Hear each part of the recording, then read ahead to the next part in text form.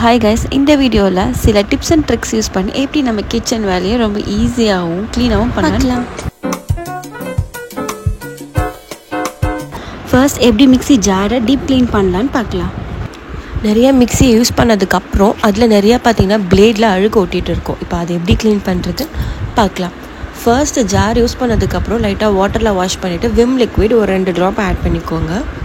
அதுக்கப்புறம் water add பண்ணிக்கோங்க. கொஞ்சமாக வாட்டர் ஆட் பண்ணிவிட்டு ஒரு 2 to 3 டைம்ஸ் பல்ஸ் மோடில் வச்சு நல்லா மிக்ஸி கிரைண்ட் பண்ணி எடுத்துட்டிங்கன்னா பிளேட் ஆட்டோமேட்டிக்காக க்ளீன் ஆகிடும். இதை நம்ம ஸ்க்ரப்பர் வச்சு க்ளீன் பண்ணால் கூட அந்த அளவுக்கு டீப் க்ளீன் பண்ண முடியாது. ஸோ இது கண்டிப்பாகவே நல்லா ஒர்க் அவுட் ஆகும். செக் பண்ணி பாருங்கள். ஸோ இப்போ பார்த்திங்கன்னா நிஜமாகவே அந்த கேப்லலாம் எந்த அழுக்குமே ஒட்டிகிட்டு இருக்க மாதிரி இல்லை, ரொம்பவே க்ளீன் ஆகிடுச்சு. ஸ்க்ரப்பரில் கூட அதெல்லாம் க்ளீன் பண்ண முடியாது.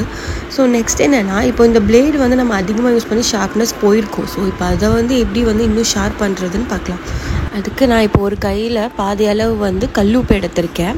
இந்த கல்லுப்பு வேஸ்ட் ஆகிறது திரும்ப யூஸ் பண்ணிக்கலாம். ஸோ இதை மிக்சியில் போட்டு நம்ம நல்லா கிரைண்ட் பண்ணி எடுத்தோம்னா அந்த பிளேட்ஸ் ரொம்பவே நல்லா ஷார்ப் ஆகிடும். ஸோ இதுவே இப்போ நம்ம இன்னும் டீப் க்ளீன் பண்ணும், மைக்ரோ ஆர்கானிசம்ஸ் இல்லாமல் க்ளீன் பண்ணணும்னு நினச்சா இதுலேயே கொஞ்சமாக வார்ம் வாட்டர் ஆட் பண்ணி மிக்ஸி ஜாரை நல்லா அடித்து எடுத்துட்டிங்கன்னா அதில் எந்த ஒரு மைக்ரோப்ஸும் கண்டிப்பாக இருக்காது. குழந்தைங்களுக்கு யூஸ் பண்ணுற மிக்ஸி ஜாராக இருந்தால் கண்டிப்பாக இதை 2 to 3 days once deep clean பண்ணலாம். நெக்ஸ்ட் டிப் என்னென்னா, எப்படி ப்ரஷ்ஷே இல்லாமல் வாட்டர் பாட்டிலை க்ளீன் பண்ணுறது. அதுக்கு நான் நார்மலாக யூஸ் பண்ணுற ரைஸ் எடுத்திருக்கேன். இல்லை பழைய அரிசி எதனா இருந்தால் கூட நீங்கள் எடுத்துக்கலாம். ஸோ இப்போ இந்த மாதிரி பாட்டிலாம் பார்த்திங்கன்னா நம்ம கையை வச்சு க்ளீன் பண்ண முடியாது. ஸோ அந்த கேஸில் கொஞ்சமாக அரிசி எடுத்து பாட்டிலில் போட்டுக்கிறேன். நம்ம அரிசி ஆட் பண்ணதுக்கப்புறமா வெறும் தண்ணி ஊற்றி கூட க்ளீன் பண்ணலாம். அப்படி இல்லைன்னா விம் லிக்விட், அப்படி இல்லைன்னா லெமன் ஜூஸ், இதாவது ஆயில் யூஸ் பண்ணுற மாதிரி பாட்டில்ஸாக இருந்ததுன்னா கண்டிப்பாக விம் லிக்விட் யூஸ் பண்ணி க்ளீன் பண்ணிக்கலாம். நான் இந்த பாட்டில் ரொம்ப நாளாக க்ளீன் பண்ணலை அப்படின்றதுனால ஒரு ட்ராப் விம் லிக்விட் ஆட் பண்ணிவிட்டு கொஞ்சம் வார்ம் வாட்டர் ஆட் பண்ணிக்கிறேன்.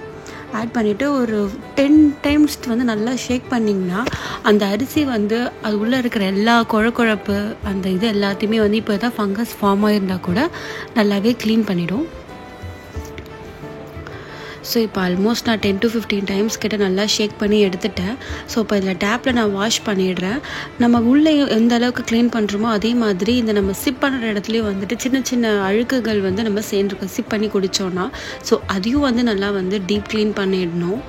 அதுக்கு இந்த மாதிரி நார்மல் ப்ரஷஸ் வச்சு க்ளீன் பண்ணிக்கலாம். இல்லை டூத் ப்ரஷ் ஏதாவது இருந்தால் கூட நம்ம யூஸ் பண்ணிக்கலாம். ஸோ இப்போ பார்த்தாலே தெரியும், நான் ரொம்ப நாளாக இப்போ ஸ்மெல் ஃப்ரீ அண்ட் நல்லாவே இருக்குது.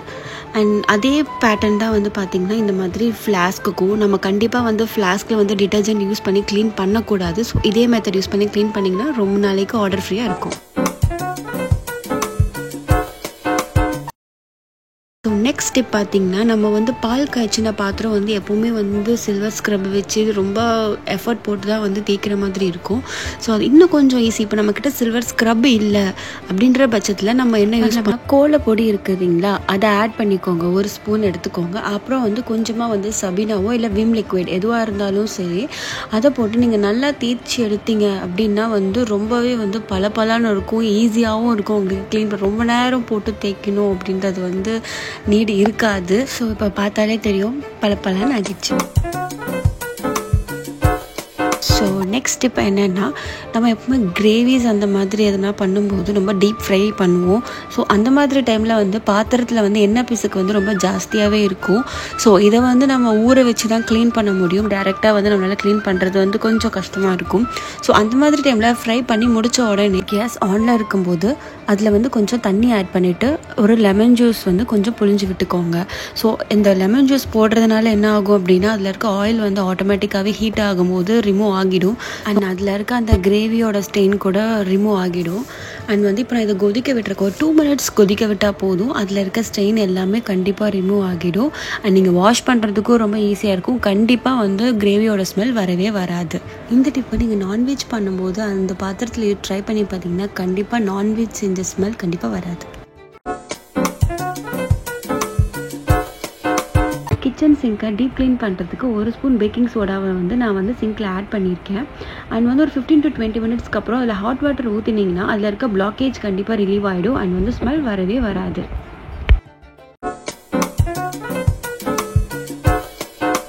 நம்ம கிச்சனில் யூஸ் பண்ணுற எந்த பாத்திரமாக இருந்தாலும் சரி, நம்ம அதிகமாக சோப் யூஸ் பண்ணும்போது அதில் கண்டிப்பாக வந்து அந்த கெமிக்கல்ஸ் இருக்க தான் செய்யும். மெயினாக வந்து குழந்தைங்களுக்கு நம்ம அதில் ஃபுட் கொடுக்குற மாதிரி பாத்திரமாக இருந்தால் அதை வந்து கண்டிப்பாக சுடு தண்ணி அண்ட் லெமன் வச்சு க்ளீன் பண்ணுறது ரொம்பவே ஒரு பெஸ்ட் ஆப்ஷன்.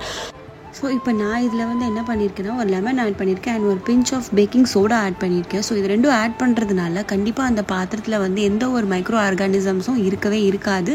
ஸோ அண்ட் வந்து எந்த விதமான ஸ்மெல்லும் இதில் வரவே வராது. பாத்திரம் ரொம்ப பளிச்சுன்னு க்ளீனாக இருக்கும். வெயிலில் ட்ரை பண்ணிக்கலாம்.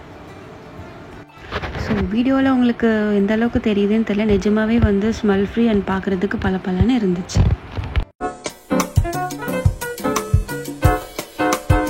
நம்ம கிச்சனில் இன்னொரு அதிகமாக யூஸ் பண்ணுற ஒரு பொருள்னா இந்த வெஜிடபிள் கட்டர் தான். ஸோ இதை எந்த அளவுக்கு நம்ம க்ளீனாக வச்சுக்கிறோம் அப்படின்றது வந்து ரொம்பவே ஒரு இம்பார்ட்டன்ட் மேட்டர். ஸோ இப்போ இதை நான் வந்து ஒரு 3 to 4 days ஒன்ஸ் வந்து பண்ணலாம். நான் வந்து இதில் ஃபஸ்ட்டு பேக்கிங் சோடா ஆட் பண்ணிவிட்டு லெமன் ஜூஸ் வச்சு ஸ்க்ரப் பண்ணிக்கிறேன்.